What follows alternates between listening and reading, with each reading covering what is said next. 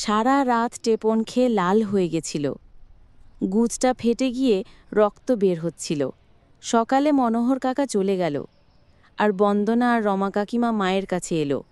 বন্দনা কাকিমা, থানিয়া মাগির আজ দারুণ চোদন হয়েছে, গুদ পুরো খাল হয়ে গেছে। রমা কাকিমা, হ্যাঁ, এর এই ডবকা শরীরের এরকম অবস্থা হওয়ারই ছিল। এ তো সবে শুরু। এরপরে তো আমাদের স্বামীরা একে রেন্ডি বানিয়ে চুদবে। ওরা মাকে তুলল। মা ঠিক করে দাঁড়াতেও পারছিল না। রমা কাকিমা, বৌদি, এবার বাড়ি যাও, গিয়ে আরাম করো, তোমার স্বামীর আসার সময় হয়ে গেছে। কিন্তু মনে রেখো, তোমার চোদনের ভিডিও আমাদের কাছে আছে, যখন যেখানে ডাকবো চলে আসবে। মা লজ্জায় মাথা নিচু করে আমাকে নিয়ে বাড়ি চলে এলো। এইভাবে আমার পতিব্রতা ধার্মিক মা 3 দিন ধরে ল্যাংটো পরপুরুষের সামনে পড়েছিল আর চোদাচ্ছিল।